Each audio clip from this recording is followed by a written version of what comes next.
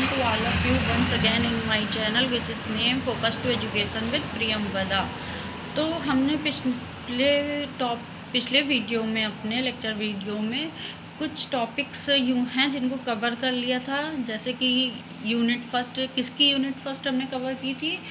BA part 1 के first paper, Allahabad विश्वविद्यालय के अनुसार बीए पार्ट 1 का जो फर्स्ट पेपर है शिक्षा के सिद्धांत, उसकी फर्स्ट और सेकंड यूनिट हम कवर कर चुके हैं। थर्ड यूनिट में भी कवर कर चुके हैं। बस एक टॉपिक बचा है, शिक्षा के अभिकरण, जो हमारे सिलेबस में 4 हैं: विद्यालय, राज्य, समाज तथा गृह। तो उसके बाद आज इसको क्योंकि ये बहुत बड़ा विस्तारित हो जाएगा, विहद हो जाएगा, इसको हम विहद हो जाएगा ये टॉपिक, इसलिए हमने इसको 1 बाय 1 करके डिस्कस करेंगे। तो आज हम केवल अभिकरण के बारे में जानेंगे कि अभिकरण है क्या, शिक्षा के क्षेत्र में इसका क्या महत्व है, अभिकरण से हमारा तात्पर्य क्या है, अभिकरण से तो जानेंगे। तो चलिए शुरू करते हैं। तो सबसे पहले फर्स्ट ऑफ ऑल शिक्षा के अभिकरण, एजेंसीज ऑफ एजुकेशन, यानी अभिकरण या साधन अंग्रेजी शब्द एजेंसी का हिंदी रूपांतर है। अभिकरण क्या है? अभिकरण हो या साधन हो, अंग्रेजी शब्द जो है एजेंसी का हिंदी रूपांतरण है। मतलब उसको अंग्रेजी से हिंदी में जब हम रूपांतरित करके देखेंगे तो वह अभिकरण या साधन कर जाएगा। और क्या अभिकरण या साधन? जिससे हम शिक्षा को प्राप्त कर सकें, शिक्षा के माध्यम से हम एक अच्छे मानव संसाधन बनकर अपने समाज, अपने देश, अपने राष्ट्र, अपने विश्व की एक प्रगतिशील सुचारू व्यवस्था में फिट बैठ सकें। तो एजेंसी का आगे बढ़ते हैं। एजेंसी का अर्थ है एजेंट का कार्य। एजेंट का कार्य मतलब कैसे? जैसे हमने LIC करवाई, हमारा एजेंट होगा जिसने आप अथॉरिटी ली होगी इसकी, तो हम उसको प्रति महीने किस्त या 6 महीने में, साल भर में किस्त दे रहे हैं। उसके बाद रिटर्न में हमें उसका एक ये मतलब वो वादा रहेगा कि रिटर्न में हमें 10 साल की करवाइए या 15 साल की करवाइए, उसके बाद आपको वो मूल्य बढ़कर मिलेगा ब्याज सहित। तो इसी प्रकार शिक्षा में है, हमने विद्यालय इंस्टीट्यूशन की स्थापना की है जिनमें भी नियम है कि तो विश्वविद्यालय हो गया शिक्षा के लिए, या कॉलेज हो गया, महाविद्यालय हो गया, या प्राइमरी शिक्षा पे देखें तो स्कूल हो गया, प्राइमरी स्कूल, माध्यमिक स्कूल, उच्च शिक्षा, माध्यमिक कॉलेज। तो वो क्या कर रहा है? एक प्रकार से एजेंट का ही तो कार्य कर रहा है। वहाँ पे हमें एडमिशन दे रहा है, हमसे फीस ले रहा है, एक सत्र हमारा कंप्लीट करवा रहा है, या जितने भी सत्र हों। जैसे BA कर रहे हैं तो 3 साल के लिए ये डिग्री कोर्स है, MA कर रहे हैं तो 2 साल के लिए, BEd MAd कर रहे हैं, इस प्रकार से। तो हम उसमें एडमिशन लेते हैं, फीस देते हैं, उसके बदले में वहाँ से हम शिक्षा प्राप्त करते हैं, वो हमको शिक्षा प्रोवाइड करवाता है तथा मानव समाज में एक कुशल मानव संसाधन बनने के योग्य बनाता है। और उस समय सीमा में तहत, यानी 3 साल हो गए तो हमें BA की डिग्री या मार्कशीट मिल जाती है, और MA कर लिया हमने 2 साल में तो उसकी मार्कशीट हमारे हाथ में होती है, जो मूल्यांकन करके हमें निखारता है। तो उसके बाद एजेंट का अभिप्राय उस व्यक्ति या वस्तु से कोई कार्य करता है या प्रभाव डालता है। देखिए वही चीज़ यहाँ कही जा रही जो मैंने अभी बताई। एजेंट का अभिप्राय क्या है? उस व्यक्ति या वस्तु से है जो कोई कार्य करता है या प्रभाव डालता है। किस पर प्रभाव डालता है? शिक्षा पे डालता है, बालक पे डालता है और शिक्षक पे भी डालता है। तो ये इसको हम वृहद एंगल से देखेंगे तो ये चारों हमारे हर चीज़ को कवर अप करता है, समराइज करता है। अतः शिक्षा के अभिकरण के तत्व यानी एलिमेंट्स, कारण, रीज़न, स्थान, प्लेस या संस्थाएं, इंस्टीट्यूशन हैं जो बालक पर शैक्षिक प्रभाव डालते हैं। तो बताया जा रहा है कि शिक्षा के जो अभिकरण वे हैं जो एलिमेंट्स, तत्व, रीज़न और इंस्टीट्यूट और प्लेस पर बालक पर शैक्षिक प्रभाव डालते हैं। सॉरी, गलत हुआ था, इसको आप करेक्ट कर लीजिएगा। फिर शिक्षा के अभिकरण की परिभाषाएं, सबसे पहले हम परिभाषाएं जान लेते हैं कि इसको परिभाषित कैसे किया गया है। Definitions of the agencies of education. तो सबसे पहले GS थॉमसन के अनुसार, GS थॉमसन ने इस पर अभिकरण पे क्या कहा है, क्या परिभाषा दी है? तो उन्होंने कहा है विस्तृत अर्थ में पूरा वातावरण ही व्यक्ति की शिक्षा का साधन है। यानी विस्तृत अर्थ में अगर कहा जाए तो यानी कि अगर हम औपचारिक शिक्षा प्राप्त कर रहे हैं, अनौपचारिक शिक्षा या गैर शिक्षा, तो भी हम अभिकरण, कोई ना कोई तो अभिकरण होगा ना जिसके माध्यम से हम शिक्षा प्राप्त कर रहे हैं। तो वो विस्तृत अर्थ हो गया। विस्तृत अर्थ में पूरा वातावरण, पूरा मतलब इन्वायरमेंट, हमारे जीवन से लेकर मृत्यु तक जो भी हम सीख रहे हैं, जो भी हमारे व्यक्तित्व या पर्सनालिटी में बदलाव आ रहा है, वह किसकी वजह से आ रहा है? शिक्षा की वजह से। तो बोल रहे हैं कि विस्तृत अर्थ में पूरा वातावरण ही शिक्षा का साधन है, किंतु इस वातावरण में कुछ साधारण अत्यधिक, साधारण नहीं सॉरी साधन होगा, किंतु इस वातावरण में कुछ साधन अत्यधिक महत्वपूर्ण हैं, जैसे घर, विद्यालय, चर्च, प्रेस, व्यवसाय, सार्वजनिक जीवन, मनोरंजन और प्रिय कार्य।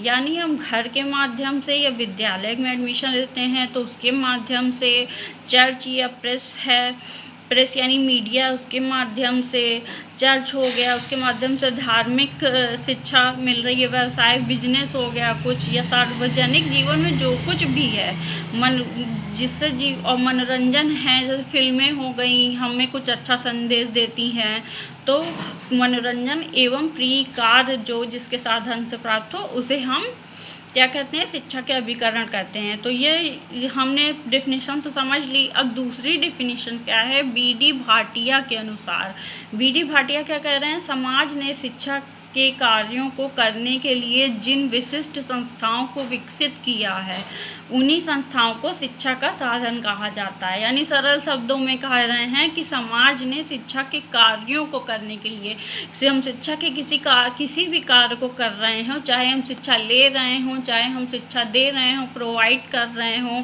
या उसका सामाजिक रूप में, आर्थिक रूप में, राजनीतिक रूप में उसका उपयोग कर रहे हैं, तो वो सभी विशिष्ट संस्थाओं को विकसित किया गया है, उन्हीं संस्थाओं को शिक्षा का साधन कहते हैं, यानी इंस्टीट्यूशंस। अब जानेंगे शिक्षा के अभिकरणों का वर्गीकरण। वर्गीकरण यानी क्लासिफिकेशन। क्या है? Classification of the agencies of education. तो हम शिक्षा के अभिकरण जो हैं उनका वर्गीकरण करेंगे, या किया गया है, उन्हें कई भागों में डिवाइड किया गया है कि वर्ग बना दिया गया है। शिक्षा विचारकों ने शिक्षा के अभिकरणों का वर्गीकरण भिन्न भिन्न दृष्टिकोणों से किया है। मुख्य तो क्या कहा जा रहा है कि जो शिक्षा के विचारक हुए हैं, चाहे वो इंडियन हों, चाहे वो वेस्टर्न थिंकर्स हों या एजुकेशनिस्ट हों, उन्होंने शिक्षा के अभिकरणों का वर्गीकरण भिन्न भिन्न दृष्टिकोण से किया है। मुख्य वर्गीकरण इस प्रकार है। पहला क्या है? सक्रिय तथा निष्क्रिय अभिकरण, एक्टिव एंड पैसिव एजेंसीज। तो शिक्षा के क्षेत्र में, शिक्षा के सक्रिय अभिकरण में विद्यार्थी और अध्यापक के मध्य प्रत्यक्ष रूप से अंतःक्रिया होती है। यानी क्या कहा जा रहा है? शिक्षा के सक्रिय अभिकरण जो हम है उसमें क्या होता है? विद्यार्थी और अध्यापक के मध्य एक प्रत्यक्ष रूप से जो हम देख रहे हैं, डायरेक्ट अंतःक्रिया होती है। दोनों एक दूसरे को प्रभावित करते हैं। शिक्षक छात्र को प्रभावित करता है और छात्र शिक्षक को प्रभावित करता है। कैसे प्रभावित करता है? शिक्षक जब ये जानेगा कि हम अपने एक उसका पढ़ाने का तरीका हुआ, वो उसको हर छात्र के विषय में जानकारी होगी, पर्सनालिटी के, व्यक्तित्व के बारे में, इंटेलिजेंस के बारे में।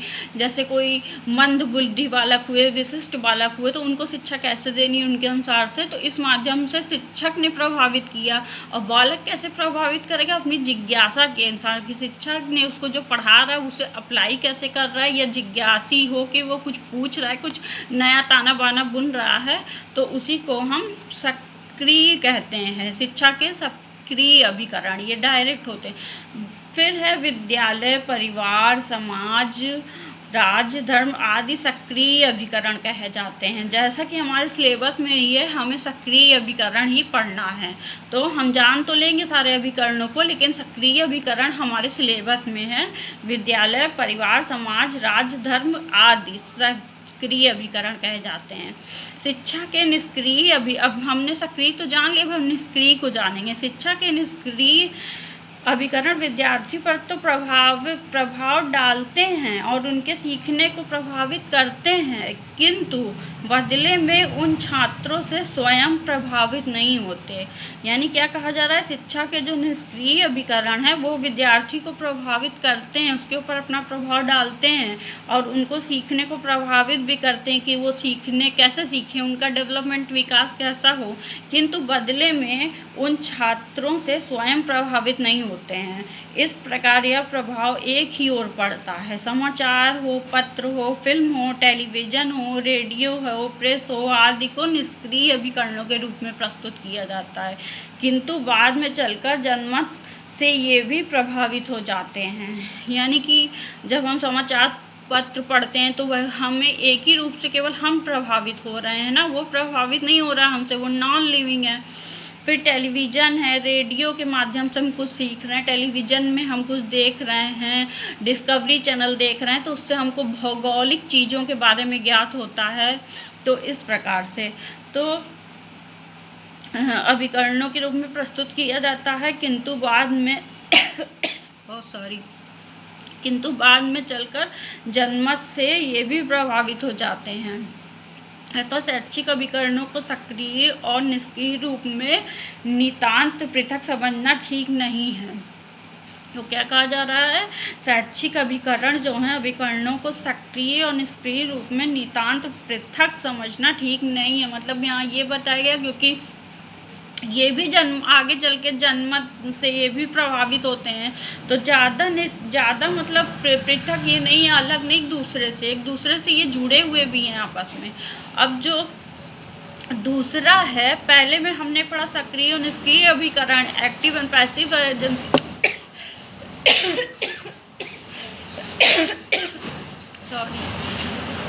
तो दूसरा है व्यावसायिक तथा अव्यावसायिक अभिकरण, यानी commercial and non commercial agencies. Brown महोदय ने शिक्षा के अभिकरणों को औपचारिक या सविधिक, अनौपचारिक, अविधिक या सहज, व्यावसायिक तथा अव्यावसायिक में बांटा है। ब्राउन महोदय ने शिक्षा के अभिकरण को किन किन उसमें बांटा है, बांटा है उस संप्रदाय में, औपचारिक, संविधिक, अनौपचारिक या अविधिक या सहज, व्यावसायिक तथा अव्यावसायिक में बांटा है। अब जानते हैं कि व्यावसायिक अभिकरण से क्या तात्पर्य, क्या उद्देश्य है। व्यावसायिक अभिकरणों का उद्देश्य व्यावसायिक होता है। इसमें शैक्षिक कार्यक्रम निश्चित दृष्टिकोण से आयोजित किए जाते हैं। इनमें प्रेस, रेडियो, टेलीविज़न, फिल्म, पत्रिकाओं, नाटक आदि को स्थान प्राप्त है। तो कह रहे हैं कि व्यावसायिक अभिकरण का उद्देश्य है व्यावसायिक होता है। इनमें शैक्षिक कार्यक्रम निश्चित दृष्टिकोण से आयोजित किए जाते हैं, कि मतलब कि व्यवसाय करने के माध्यम से कि डिमांड एंड सप्लाई क्या है, जब हम इकोनॉमिक्स में पढ़ते हैं तो हम इसको पढ़ते हैं, तो उसके दृष्टिकोण से आयोजित किए जाते हैं। इसमें क्या आता है, प्रेस आता है, रेडियो आता है, टेलीविज़न आता है, फिल्म, पत्र, पत्रिकाओं, नाटक आदि को स्थान प्राप्त है। अव्यावसायिक अभिकरणों का उद्देश्य क्या है, अव्यावसायिक अभिकरणों का उद्देश्य ना तो व्यावसायिक होता है, ना ही इनका शिक्षा के लिए आयोजन किया जाता है। तो कहा जा रहा है कि अव्यवसायिक जो अभिकरण है ना, तो वो व्यावसायिक होता है कि उससे हम व्यवसाय कर रहे हैं, ना ही इसका प्रभाव शिक्षा के आयोजन के लिए किया जाता है। इनका उद्देश्य समाज हित या समाज सेवा होता है। इनमें खेल क्लब, समाज कल्याण केंद्र, प्रौढ़ शिक्षा केंद्र, स्काउटिंग एवं गाइडलाइन संगठन आदि आते हैं। ये अभिकरण अपने कार्यक्रमों में भाग लेने वालों के ज्ञान में वृद्धि करते हैं। ये ऐसे अभिकरण हैं, यानी अगर हम खेल में जा रहे हैं, किसी खेल को सीख रहे हैं, पर उसका प्रशिक्षण ले रहे हैं, तो वो एक तरह से हमारे व्यक्तित्व के एक रूप को निखार के बाहर ला रहा है, या सारे रूप, मतलब कि व्यक्तित्व में जो भी गुण या दोष हैं उसको निकाल के वो बाहर ला रहा है, निकाल के।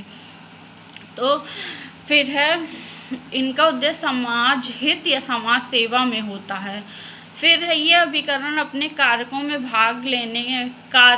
में भाग लेने वालों के ज्ञान में वृद्धि करते हैं। ये अभिकरण क्या करते हैं, या कार्यक्रम को आयोजित करते हैं और जो इस कार्यक्रम में इनरोल होके भाग लेके अपने ज्ञान में वृद्धि करते हैं। साथ ही उसके समाजीकरण व महत्वपूर्ण भूमिका अदा करते हैं, यानी साथ ही उनके समाजीकरण यानी उनको समाज में कैसे अप्लाई करेंगे, प्रयोग करेंगे में महत्वपूर्ण भूमिका अदा करते हैं कि जिससे हमारा से समाज एक प्रगतिशील और सुनियोजित और अच्छी दशा से उसके जो भी स्तरीकरण है वो बने रहें और चलते रहें। फिर तीसरा है औपचारिक तथा अनौपचारिक अभिकरण, फॉर्मल एंड इनफॉर्मल एजेंसीज। तो शिक्षा के औपचारिक अभिकरण एक निश्चित योजना के अनुसार होते हैं। इनका प्रयोग बालक के आचरण को रूपांतरित करने के लिए किया जाता है। क्या कहा जा रहा है, शिक्षा के औपचारिक अभिकरण एक निश्चित योजना होती है। जैसे विद्यालय में है, मैंने पहले डिस्कस किया है आपसे इस वीडियो में कि या स्कूल हुए तो एक सत्र में हमें एडमिशन देते हैं, वे फिर दूसरा सत्र कंप्लीट होता है उनका फरवरी मास तक और एडमिशन जुलाई तक होता है। तो उसी सत्र में वे 3 साल का बीए का कोर्स करा रहे हैं, ये 2 साल का एमए का कोर्स करा रहे हैं सेमेस्टर वाइज। तो हम उससे क्या हो रहे हैं, हम उससे ये औपचारिक शिक्षा ही तो हुई, इससे हम प्रभावित हो रहे हैं, हमें डिग्री मिल रही है, हमारा मूल्यांकन किया जा रहा है और हम समाज के उस काबिल बन रहे हैं, योग्य बन रहे हैं कि हम अपने समाज को, अपने राष्ट्र को, अपने देश के हित और प्रगति में काम करें। तो इनका प्रयोग बालक के आचरण को रूपांतरित करने के लिए किया जाता है, यानी बालक जो है उसका आचरण क्या होना चाहिए, उसको वो रूपांतरित हो सकता है। उसने कुछ गलत अनुभव किया हो अपने जीवन में, कुछ ऐसा कार्य करके उसके बाद शिक्षा के माध्यम से उसमें सुधार किया गया हो, फिर सुधार करने के बाद उस आचरण को वो समाज में प्रयोग में लाता है। तो इसमें निश्चित नियम होते हैं, इसमें क्या होते हैं, नियम निश्चित होते हैं और देखभाल विशिष्ट व्यक्तियों द्वारा दी जाती है। यानी जो विशिष्ट व्यक्ति होते हैं, जो खुद उस ज्ञान से परिपूर्ण है, वही उसका विशिष्ट व्यक्ति हैं, वही देते हैं इस प्रकार की शिक्षा को।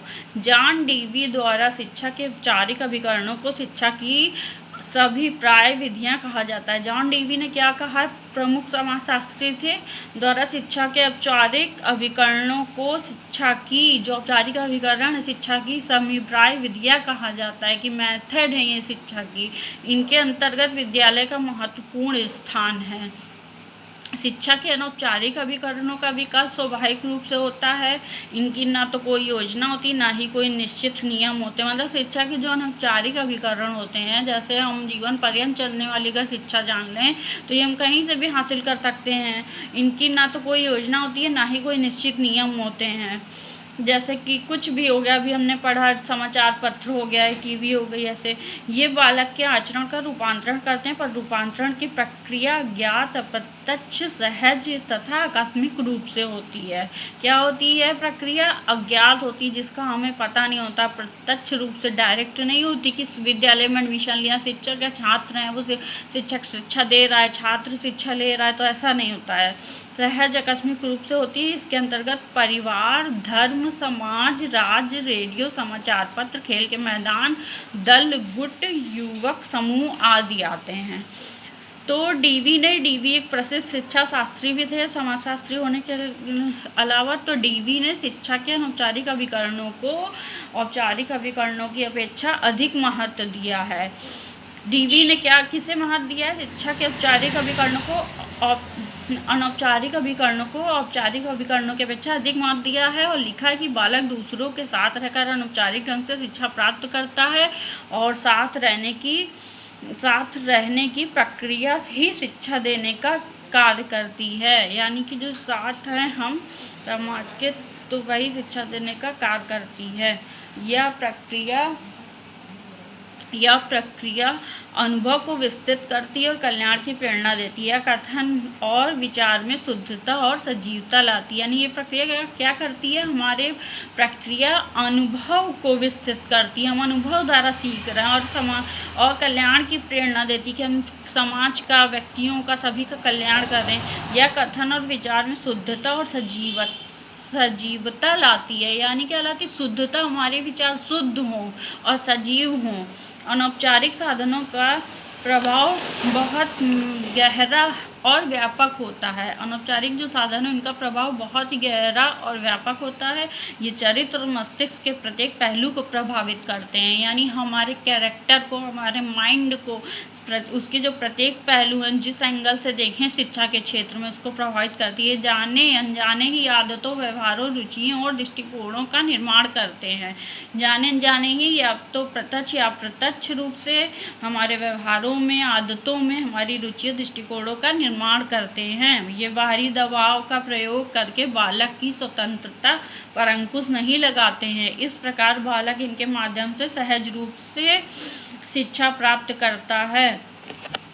तो अब हमने ये तो टॉपिक अपना कंप्लीट कर लिया कि शिक्षा के अभिकरण क्या है, उसकी परिभाषा क्या, अभिकरणों का वर्गीकरण क्या है। अब हम आएंगे गैर औपचारिक शिक्षा के अभिकरण, यानी गैर औपचारिक शिक्षा के अभिकरण क्या है, इसको समझेंगे। Agencies of non formal education. गैर औपचारिक शिक्षा के साधन घर, समाज, राज्य आदि से भिन्न होते हैं। इनमें रोजगार प्रदान करने वाले संस्थान, समाज कल्याण साधन, अवकाशकालीन कार्यकलाप, पत्र पत्रिकाएं, चलचित्र, radio, Doordarshan, cassette, video cassette, शिक्षण मशीन आदि सम्मिलित है। मतलब गैर औपचारिक क्या है, जैसे रेडियो हो गया, समाज कल्याण साधन हो गया, कोई संस्थान हो गया, रोजगार जिसमें प्रदान किया जा रहा है, प्रशिक्षण दिया जा रहा हो। जनसंचार गैर औपचारिक शिक्षा का एक शक्तिशाली अभिकरण है, यानी जब समाज में व्यक्ति आपस में बात करते हैं, विभिन्न पहलुओं से अवगत होते हैं, तो हम उसे गैर औपचारिक शिक्षा कहते हैं। जनसंचार के साधन ऐसे साधन हैं जिनके प्रयोग से विभिन्न प्रकार की सूचनाओं, तथ्यों, फैक्ट आदि को दूर दराज के इलाकों में लगभग प्रत्येक व्यक्ति तक पहुंचाने का प्रयास किया जाता है। तो ये क्या हो गया, हमारा गैर औपचारिक अभिकरण हो गया, गैर औपचारिक शिक्षा के अभिकरण। फिर है, बहुत से लोग ऐसे होते हैं जिनकी शिक्षा जीविकोपार्जन के स्तर तक नहीं हो पाती। मतलब बहुत से लोग ऐसे भी होते हैं जिनकी शिक्षा जीविकोपार्जन के स्तर, मतलब वो अपने जीवन को चला सके, उसमें काम करके, कुछ भी करके साधन, उससे पैसा प्राप्त कर सकें और अपने जीवन पार्जन चला सके। जीविकोपार्जन अपने जो मानव की समान प्रक्रिया है के स्तर तक नहीं हो पाती। रोजगार देने वाले संस्थान इन कम पढ़े लिखे लोगों को रोजगार प्राप्ति के लिए उपयुक्त कार्यों का प्रशिक्षण प्राप्त करने की सुविधा प्रदान करते हैं। ये उनके व्यवहार, प्रतिमानों तथा आधारित मूल्यों के विकास में महत्वपूर्ण भूमिका अदा करते हैं। यानी क्या कहा जा रहा है, ये बहुत से रोजगार वो होते हैं गैर औपचारिक साधन, जो कि बहुत से होते हैं जिनकी शिक्षा जीविकोपार्जन के स्तर तक नहीं हो पाती है। रोजगार देने वाले जो संस्थान हैं वो कम पढ़े लिखे लोगों को कहते हैं कि आप जाइए और ट्रेनिंग सीख के आइए उस कौशल को, तब हम आपको अपनी कंपनी या संस्था में रखेंगे। जैसे कि अगर हम IT सेक्टर में जाते हैं, हम बीटेक वगैरह करते हैं, इंजीनियरिंग करते हैं, या हम नर्सिंग का कोर्स करते हैं, तो उसके लिए हमें प्रशिक्षण लेना पड़ता है ना। जैसे कि हम IIT क्षेत्र से हैं, तो सॉफ्टवेयर क्या है, सॉफ्टवेयर डेवलपमेंट कोर्स हो गया, लैंग्वेज डेवलपमेंट कोर्स हो गया, स्पीकिंग कोर्स हो गया, स्पीकिंग स्किल हो गई, इस प्रकार।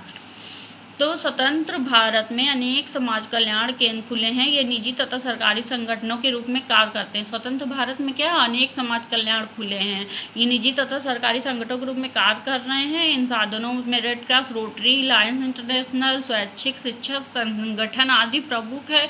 ये साधन बालकों, युवाओं तथा प्रौढ़ों के लिए कार्य करते हैं। तो हमारा ये टॉपिक यहीं पर कंप्लीट हुआ, ख़त्म हुआ। अब हम अपने नेक्स्ट टॉपिक में चर्चा करेंगे कि शिक्षा के अभिकरण कौन कौन से हैं, जैसे गृह, विद्यालय, राज्य, समाज, ये 4 ही हमारे सिलेबस में, तो हम एक एक करके 1 बाय 1 कवर करेंगे। और आशा करती हूँ ये वीडियो मेरा आपके लिए बहुत ही हेल्पफुल होगा। तो आप प्लीज़ लाइक, शेयर और कमेंट कीजिएगा, जिससे मुझे प्रेरणा मिले, मैं और वीडियो बना सकूँ आप लोगों के लिए। और सभी सीखने वालों को मेरा नमस्कार।